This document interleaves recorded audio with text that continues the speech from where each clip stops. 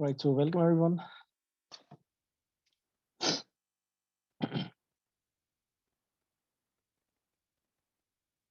Okay, so just to recap what we have been doing so far.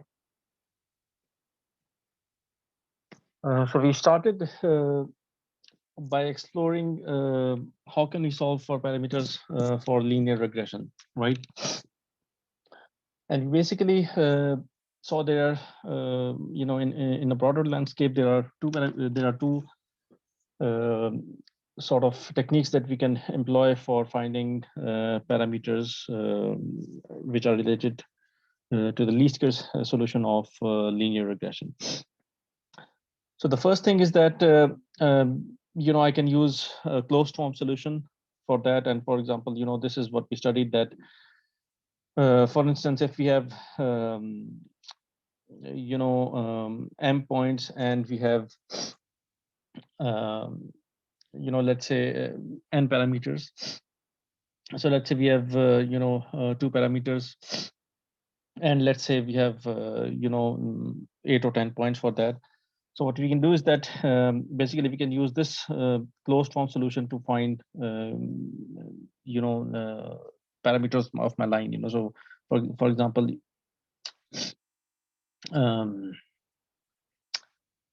say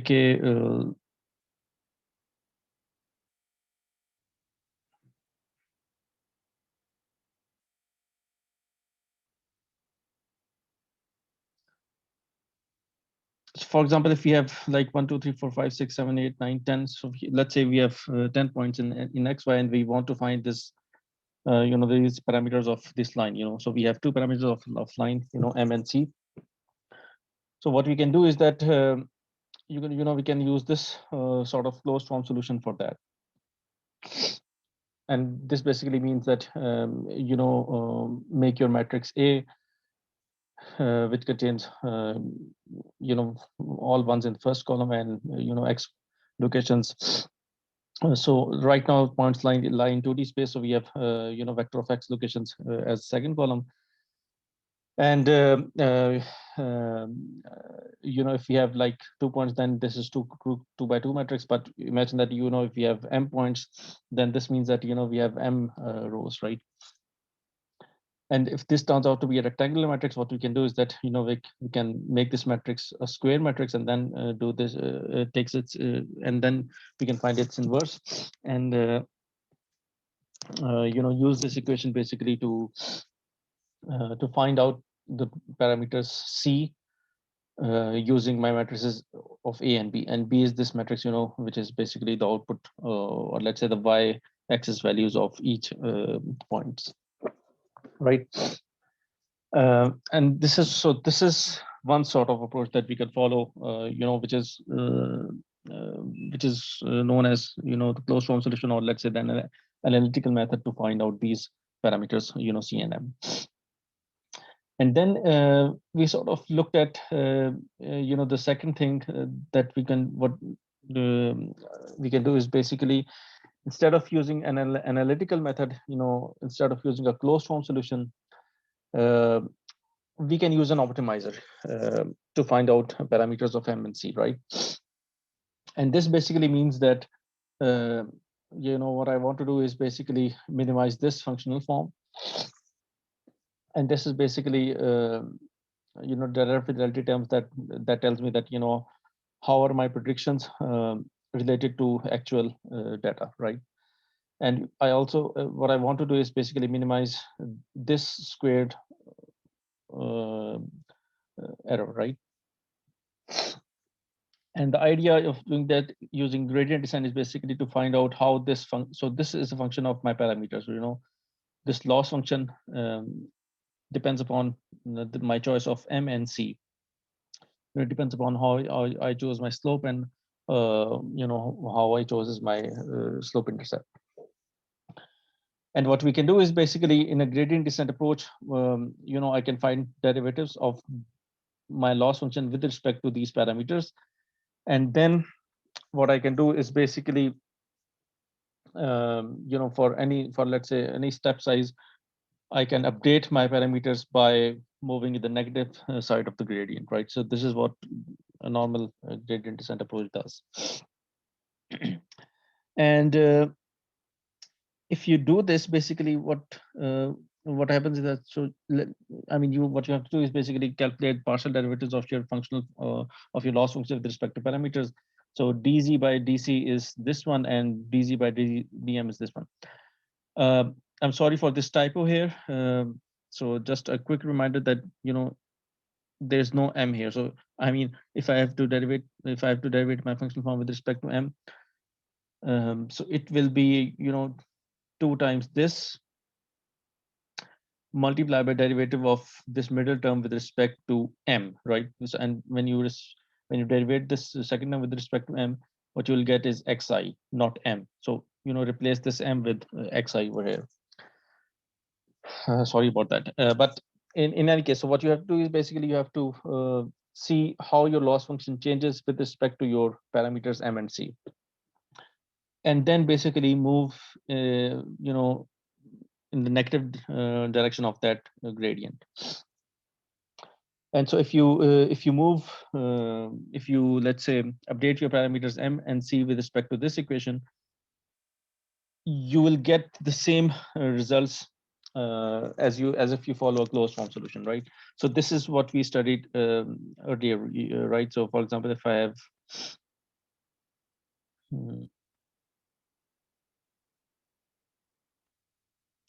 where is that? So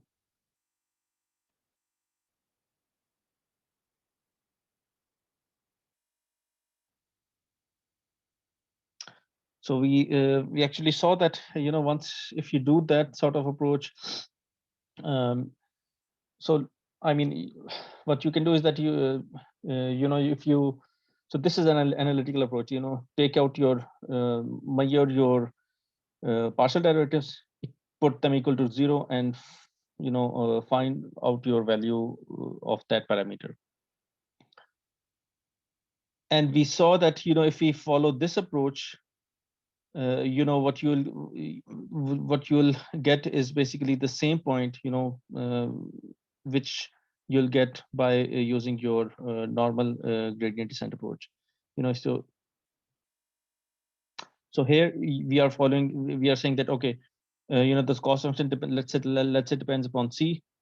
Find out partial derivative of your cost function with respect to c, put it equal to 0, and then you'll get your c from your measurements, or from your you know, training set. And then what we did is basically you know, we use the same. So we used a different approach for finding c. That is, you know, if we use an approximate solution, then we saw that you know, we end up at around about same value of c that we ended up using you know, analytical method, right? So both, so I mean, you have two choices. Either you can use an approximate method, you know, and let's say you can use an optimizer using gradient descent to find out your parameters, or you can use a closed form solution. Both of those solutions will give you exactly same point. So you'll get your same parameter value from those two methods. But then the question is that, why am I doing this? You know, why am I using this you know, approximate solution and this iterative sort of algorithm, which gets me to the same point as I would have gotten using you know, closed form solution? You know, superficially, what I can say is that, you know, if your functional has a simplistic form, then using approximate methods using gradient descent doesn't make sense. But you know, well, when we'll get to neural networks, we'll see that, you know, a neural network has a complex sort of representations of your input, of your input towards your output. You know, so your output depends upon a continuous function of layers. You know, first layer depends upon your input, the second layer depends upon your first layer, the third layer depends upon your second layer, and so on and so forth. So we have this, let's say, complex form of functional representation between output and input. You know, I cannot write my output as a direct function of my input in terms of in neural networks. You know, it's very difficult. So finding those finding that compact analytical form of my output with respect to input directly, and then derivating that output with respect to the parameters, it's not easy. So, and there are also some memory consumptions that we have to follow. So if we have like too many parameters, if this matrix A is too large, then we cannot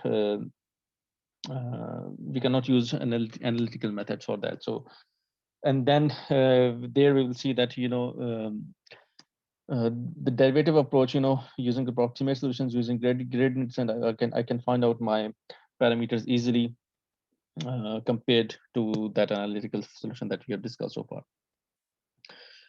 And by the way, so if you follow this approach, of gradient descent by updating your parameters with respect to the derivative of your loss function with respect to your parameters, you will see that you'll have the same solution as if you put this derivative equal to 0, and if you put it equal to 0 and then find out how can you write C with respect to this, right? And likewise put this derivative equal to 0 and find out how can you write M in terms of Y and Xi, right? This will be same as in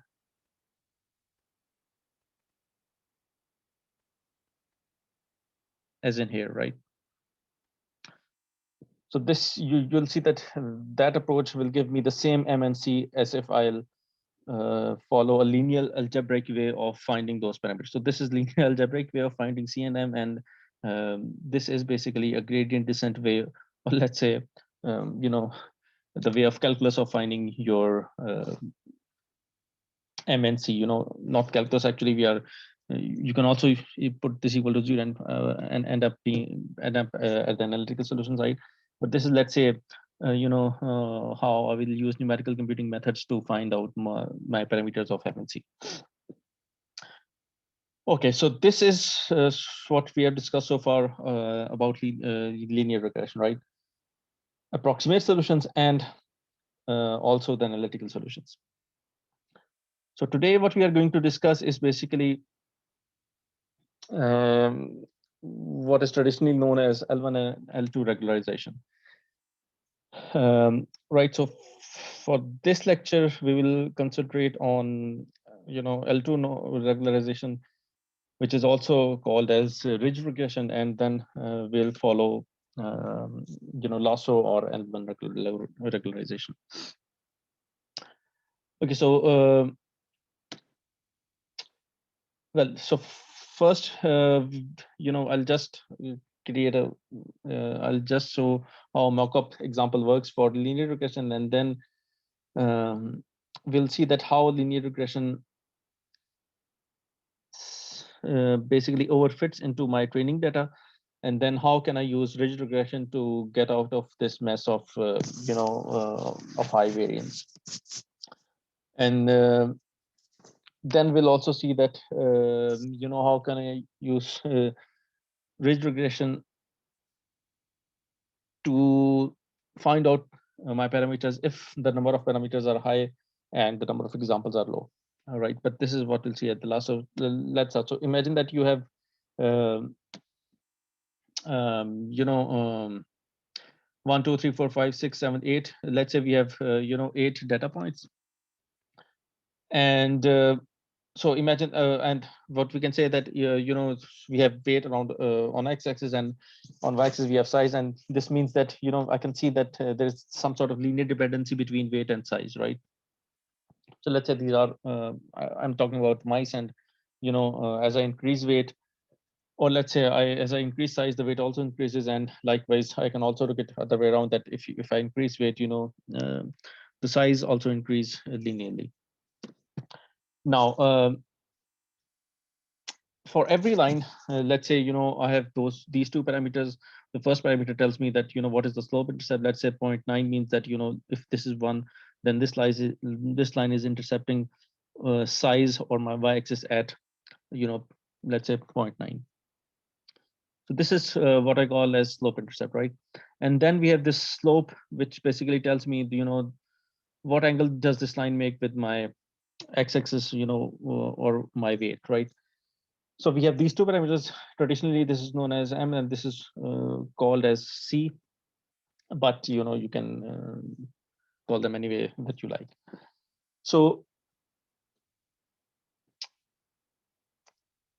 if we are talking about a 2D data, basically, we have two parameters of line, and therefore we need to find those two parameters. And then, if we have a new data point, if we know, so let's say that we have already find out these parameters of this line. If we have a new data point, which means that I know the weight and the size of a particular mice, then I can make predictions on that point, which will be basically, how those two parameters intersect with my line. And then, I can see that how my predictions match with actual with actual data. Oh, so sorry. So, I maybe have. So let's say that if you have a new data point, let's say if you have weight, and then basically you can see that how does that weight. I can use my line to predict size with that value of weight, and then I can see that how that predicted size matches with the actual size of that particular mouse, right? And then we can say that this is the difference. For example, if I predict, if we have this point, if you have this point, and my line says that for this weight you'll get this value of size, then the actual value of size versus this value of size, we have this much amount of difference, which we can square it and add up with each point to get my loss function, right? So the loss function that we talked about over here, it's the same. So we are saying that pick up your predicted value and see how that each ith value compares with that predicted value in terms of L2 norm, right? So the difference of each ith point with predicted value squared, right? And then I want to minimize this whole term.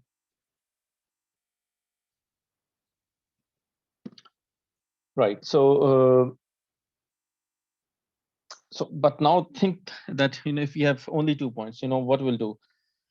If we use a closed form solution, we'll directly get these two parameters of this line.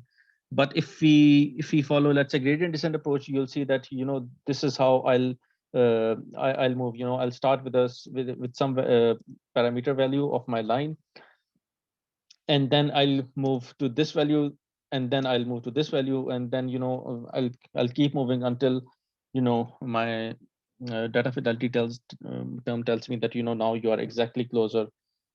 I mean, in this case, the sum of squared residuals, or let's say the sum of squared difference will be 0. Since we have 2 points, and we have exactly matched those 2 points with my line. Right. So if we have 2 parameters, at least you need 2 points. You need 2 examples to find out your to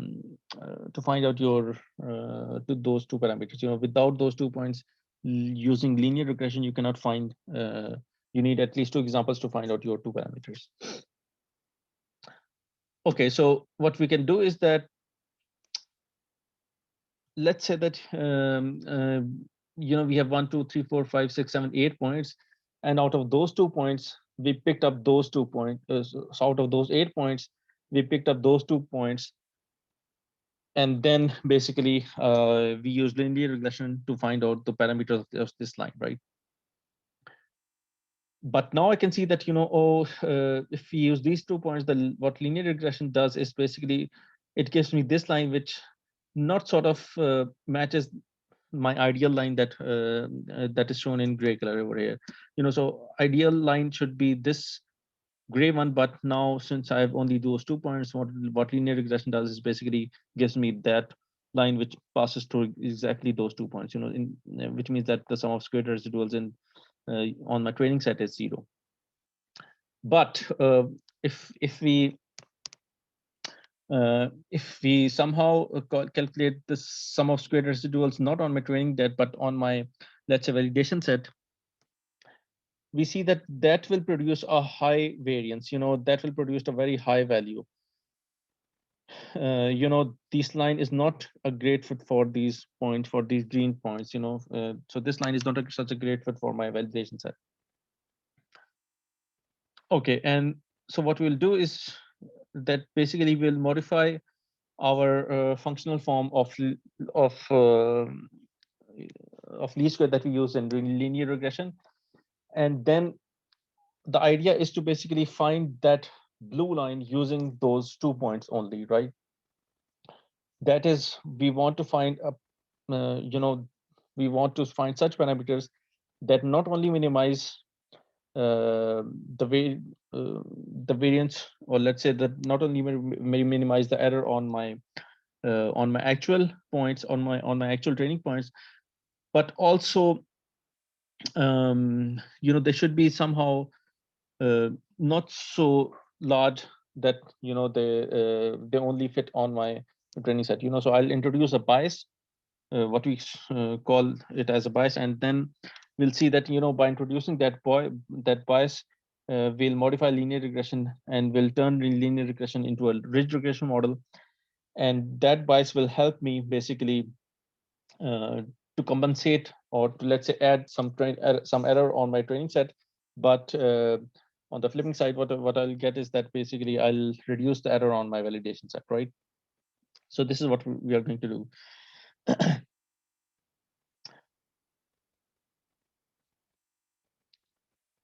And if we and this is what we'll do, but basically I'm showing you results beforehand and technique afterwards.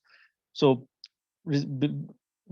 you'll see that this blue line is more fitted towards this validation set. So these 6 points, if you calculate the sum of squared residuals of these 6 points with this blue line, you'll get a lower value compared to the squared residuals of these 6 points with this pink line, right? And this is what I want. I actually want to perform well on my unseen data rather than perform well on my training set.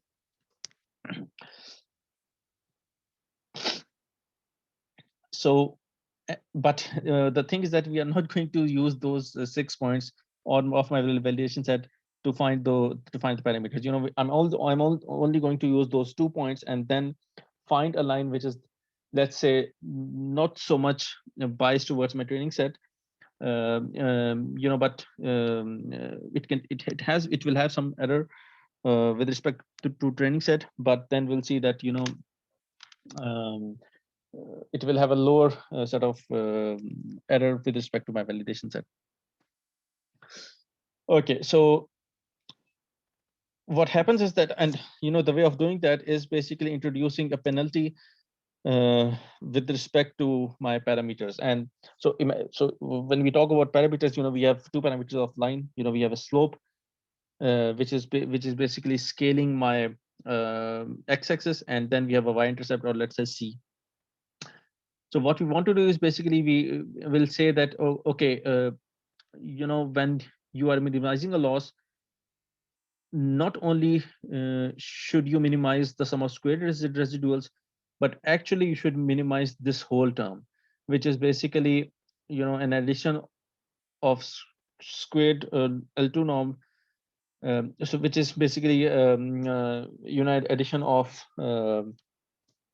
my penalty term with respect to the parameter that is scaling my x-axis, and the squared residual, the squared norm, the L2 error, or let's say the Euclidean error of my points, of my prediction. So this will be known as data fidelity term. I'll basically measure the I'll basically measure how well I am doing with respect to my training set over here. But then what I want is basically, I want that value of slope which is not too high, right? I don't want this parameter to be high.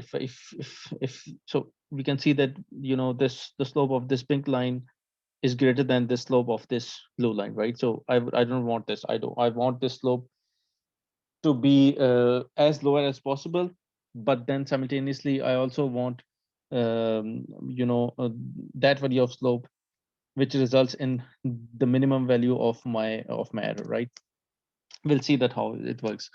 And then we'll have this penalizing term lambda, which basically controls, you know, how am I, which basically controls the amount of bias that I'm going to add. Okay, so this is how it's going to work. So we will measure the training set error, and will also penalize the higher values of my parameters, right? So let's say this is the line that says that, you know, I have 1.3, I'm using 1.3 value of my weight. But then if you talk about, you know, ordinary least square, or let's say linear regression, we are saying that, you know, okay, take the value of lambda is equal to 0, because we are not thinking about this slope, at least not in during the minimizing process, right? And so this value of slope for this red line is 1.3, right? But then if you put, let's say lambda is equal, if you think that, you know, let's say that we'll put lambda is equal to 1, you'll see that the minimizer will say that, okay, you know, although we are doing very good on training set, you know, this line does very well on this training set, that is the combinatorial error is 0, you know, it actually passes those 3 points to, so there is no error on this training set. But then the problem is that we are using a very high value of slope, you know, that you know, if you calculate the engine of this, you know, you'll see that the slope is very high. So this is 1.3 square. So the total error here is, you know, 1.3 square. So in terms of linear regression, what we'll get is that, you know, this error, I mean, the error, if we use these, if you use this line, then the combinatorial error turns out to be 1.69. But if we use this line, if you use those two parameters, you'll see that you know, here we are using m is equal to 0.8 and c is equal to 0.9. If you use this two line, then, you know, you'll see that, you know, I have some value of my training error, which means that, you know, if I project these two lines on my blue line, you'll see that there is some error, right? But then if we, so 0.3 square is this one, and 0.1 square is the error of this line. And then if we use lambda is equal to 1, we'll see that, you know, if we use the square of my slope and lambda is equal to 1, we'll see that if we add these three terms, what we'll get is that you know, we'll get somewhere around you know, 0.7 or 0.8. Right, so we'll get 0.74 if we add these three terms, right? So I mean, so if we think those three terms, you know, if we add those three terms, that then they are saying that you know, if you consider the error both on your training set and your regularization term, then the combined error is basically, you know, 0.74. And since the combined error of you know, 0.74 is less than 1.69, then you should always use that blue line, because, you know, the combinatorial error of this blue line is somehow less than this line, than this error that we get from linear regression, right? Oh, sorry, that we get from ridge regression, but using that value of slope.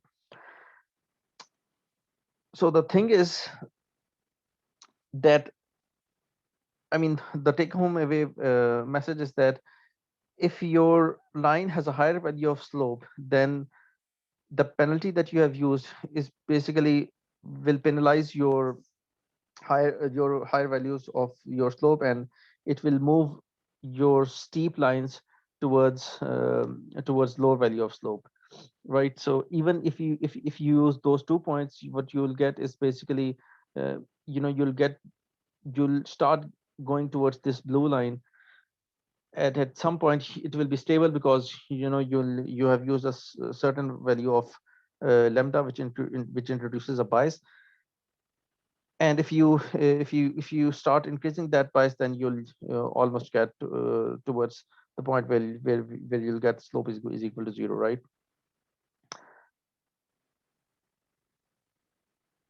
Okay, and so let's see that how is that penalty of lambda going to affect my ridge regression. So this black line has slope intercept is equal to 0, and this has, let's say, slope is equal to 1, because it seems that uh, slope is equal to means that we have 45 degrees angle of air. If I move one step towards right, I also move one step towards one step upwards. So the stepwise size is almost same. If we have a line that lies at let's say 45 degrees with respect to x-axis. But if we talk about this line, which has a higher slope, then this means that if I change my weight a little bit, I'm going to see a huge deviation around size. So here the size is basically it's the changes in size is very sensitive to the changes in weight. But if we have a lower value of slope, then if I take this step size, I'll end up a very small change in y. So this means that the derivative of size with respect to weight is low, which means that if I mean the changes in sizes are less sensitive to changes in weight if we have a lower value of slope, right? So here the slope is less than 1, but which means that you have to change weight by a large margin in order to get a little bit amount of variation in your size. So it means that the line that we use for linear regression, it has a higher slope, which means that the changes in my size in this big line are very sensitive uh, to the changes in weight, right? But in that blue line, there's less amount of sensitivity, right? So this blue line is basically less sensitive to changes in my weight than this red line. Okay, and then so now let's say that how can we like what is the possible choice of lambda that we can use? Okay, so first things first, the range of lambda can be anything from 0 to plus infinity, right? So it can be any number. Um, the point is that how are we going to choose? If we have if lambda ranges from 0 to infinity, then how can we determine a good value of lambda? Okay, so first if we start increasing lambda, let's say if we say that lambda is equal to 1, we will end up the gradient descent will ultimately end up with this line, right? And if I increase lambda even further, let's say if we say that let's put lambda is equal to 2, then the gradient descent will, if I start from any random line, it will finally give me this blue line, and if I set lambda is equal to 3, the gradient descent will say that okay, this is the perfect line using these 2 points only, right? But I mean, so then the question comes that what if I keep increasing my lambda? What if I say that lambda is equal to 100,000? If the range is 0 to infinity, then if I put my lambda closer to infinity, what you'll get is basically a line which says that your size is not dependent at all upon your weight. And I don't don't want this. I want I don't want to choose such a high value of lambda that introduces such a high bias that says that your variable, your output is not dependent upon your input. That is not totally that is not anyway closer to what we want. Okay, so then the question is that, what is the accurate value of lambda that we should use? And this is where the idea of cross validation comes into play. So imagine that we have, let's say, 1, 2, 3, 4, 5, 6, 7, 8 points. You should use cross validation to find out your accurate value of lambda. And the way of doing that is basically, let's say out of those 8 points, you pick any two, randomly. And then let's say you let's say randomly pick and choose a value of lambda, let's say, 0.1. And then you see that, what is the optimal line that gradient descent tells you. And let's say then you calculate, the you calculate the sum of squared residuals of that line with respect to these 6 points, with respect to your validation set, right? And then you choose some different value of lambda, you'll get some different line, and then you'll get some different sort of validation error, and you'll see that, how that error changes with respect to your lambda. And then basically you choose that value of lambda which minimizes the sum of squared error on your 6 points on your validation set. But so far we have only considered these 2 points, right? And then you also have to repeat the same procedure for different folds. For example, if you these 2 points and you change your lambda and find that line which basically minimizes the error on your validation set. And then basically if you have, let's say, 8 points, then 1, 2, 3, 4, so you can end up having 4 folds, and during each fold you pick up a couple of points, use those points and training set and find out that value of lambda that minimizes the variance, or let's say the sum of squared norm on your validation set, right? So this is the way that we can determine the value of lambda for using cross validation on different set of input training points, right? And then basically you sort of see that out of those 4 folds you pick up that point which basically minimizes your you pick up those though that value of lambda that basically minimizes your sum of squared norm on your validation set out of those 4 folds. So this is how we can choose a value of lambda. But then so I mean, this is so right now what you have talked about is basically how to fit points in my 2D space. So you remember that we have a 2D set of points. We have let's say we have 8 points, and for each of those 8 points, I know weight and size of those of that point. But then imagine that you have let's say that you have n-dimensional space. So we are not talking about 2 features. We are talking about, let's say, so imagine that you have this large equation. So this means that now I'm saying that the size of the mouse is not only dependent upon weight, but it also depends upon how much fat, or let's say the amount of fat that is present in the diet of that mouse, and it also represents the astrological sign of that mouse, which doesn't make sense, but I'm adding this parameter just to showcase something else. And then I can also say that the size of the mouse also depends upon some other thing which is scaled by some other parameter.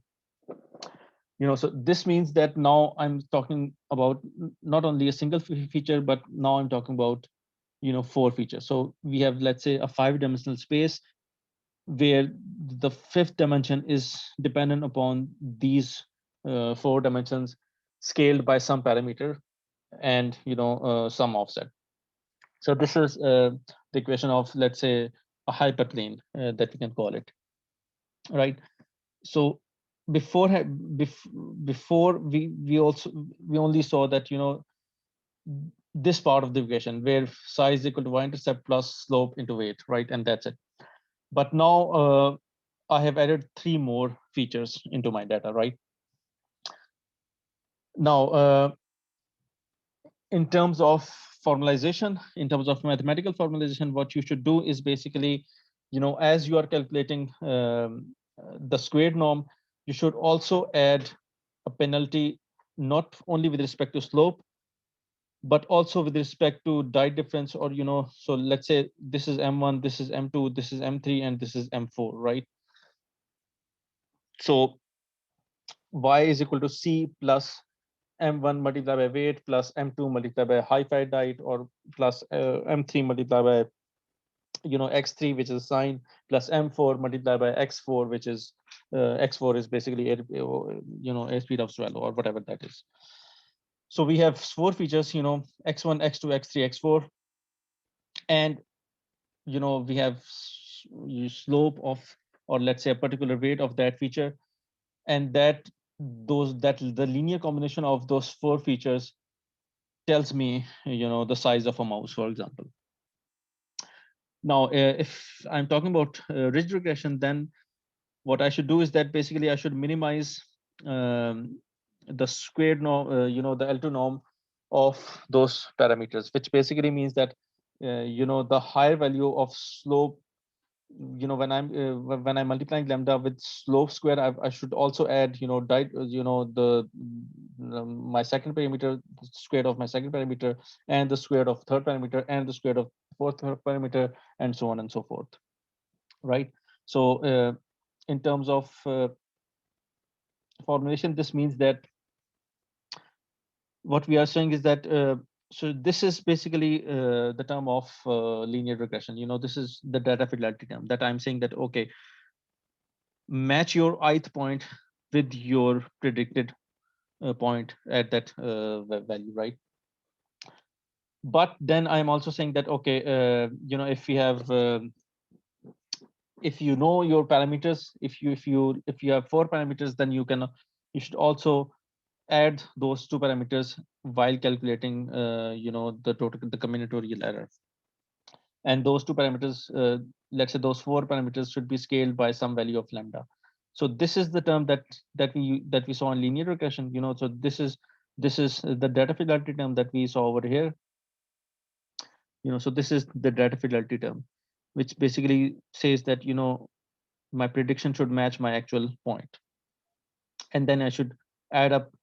So if we have n points, you should add your the difference between projection of your endpoints. But then now we are saying that, while you're doing that, while you're calculating your error on your training set, you should also add, how larger your parameters are. You should also penalize your the sum of squared norm of those parameters with respect to some value, some scalar value of lambda, right? So this means that, in your data, so in your regularization term should contain every parameter, except except those with that y-intercept. So remember that we did not include C over here. We said that, okay, only use the slope. If we have just, let's say, imagine that if we have one feature, we didn't say that, what we said is basically you should only penalize the slope with respect to that lambda. You shouldn't add intercept, because the thing is that you know the weight is basically dependent upon the slope, right? So the y-intercept, or let's say the parameter C, doesn't scale any of my measurements. So we should only take those parameters which are basically involved in scaling of my features, right? So we have one parameter that scales my first feature, we have second parameter that scales my second feature, we have the third parameter which scales my third feature, and we have fourth parameter which scales my fourth feature. So you should only penalizes those parameters which are somehow scaling your input features. You know, you should not include y-intercept during penalization. Okay, so now and so this is the overall idea is that if you have a large set of features, you should basically add all the features, all the parameters. You should penalize all your parameters that are included in your scaling of those feature. And since y-intercept is not there, you should not include that. Okay, and now we come to the last step of this ridge regression. That is, there is one case where we can only use ridge regression. We cannot use linear regression. Okay, and imagine that, you know, if we have only 2 points and we have 2 examples, so we know the size and weight of two mice, and then we want those the features of those 2 mice to calculate my line. But if we have only 1 mouse available, you know, if we have only 1 data point, then I cannot find 2 parameters. You know, there are, let's say, tons of practically infinite number of lines that can pass through this point. So if we use linear regression, you know, all of these 3 lines will get you 0 error, you know, because they are passing through this point. So using linear regression, you know, if we only talk about training set error, then there's no way I can use a single pointer to determine the parameters of my line. At minimum, we basically need 2 data points in order to find out the 2 parameters, right? So likewise, then the story is basically extrapolable to n-dimensional feature space. So if we have let's say 3 features, if we say that, you know, size is weight upon dependent, sizes of a mouse is dependent on its weight and its age, at least we need 3 points to find out the parameters of plane, you know. So because if say that we have 3-dimensional space, then, you know, the equation of plane is basically, you know, c plus m1 multiplied by weight plus m2 multiplied by x2, which is my age, right? So this is an equation of plane, which means that there are 3 parameters: y-intercept, slope 1, and slope 2, which I have to find. Now, if I use a linear regression, either closed form or you know, approximate solution, I at least need 3 points. If I only use 2 points, then, you know, I can basically practically fit out infinite number of planes on that 2 points, and all of those planes will give me 0 squared norm, since, you know, then all of those 2 planes are passing those 2 points, right? So all of these 3 planes will give you 0 error. So I mean, at least we need 3 points to fully specify a plane, right? So this means that linear regression cannot give me you know, a solution if my number of data points are less than my number of features, right? And if we have let's say if we have a linear relationship between, let's say, you know, 10,001 parameters, then I need at least 10,001 points, or let's say 10,001 examples, in order to find out you know, those 10,001 parameters, right? So sorry, if you have 10,000 parameters, then, you know, if you add this y-intercept, you'll get 10,000 plus 1 parameters, and basically you'll need, you know, 10,001 number of points at minimum to find out those 10,001 parameters, right? Now I'm making all of this fuss because, you know, you can have a practical situation where you have a less amount of feature, where you have less amount of examples and more amount of and a large amount of features, right? So imagine that if you talk about gene expression data, what happens is that you know, we have like tens of thousands of genes, and, you know, so but the problem is that we cannot have 10,000 samples of mouse, right? So we can only have, let's say, 100 or 200 mouse that you can experiment on. So we have 200 mouse, but every mouse has like 10,000 genes, and you basically want to find out how those 10,000 genes are related to each other, which means basically that you want to find out those 10,001 parameters. But then the irony is that you only have like 500 mouse. So basically you have your number of features are way larger than your actual points, right? So in this case, you cannot use a linear regression model. But the good thing about ridge regression is that you can use you can use ridge regression and think of using ridge regression as a way of penalizing your large values of slopes, right? So you don't want a high value of parameter that scales gene one, and then you also don't want a higher value of parameter that scales gene two, and so on and so forth. So basically what you will do is that for every mouse, what you'll do is basically, I mean, for every parameter, what you'll do is that basically you will calculate let's say if you have 200 mouse, you will calculate the sum of squared norm on those 200 points. And but then we have like 10,001 parameters, so you basically you square them, you add them, and then you'll use, let's say, a value of lambda such that the combined error is less than the combined error is minimum, right?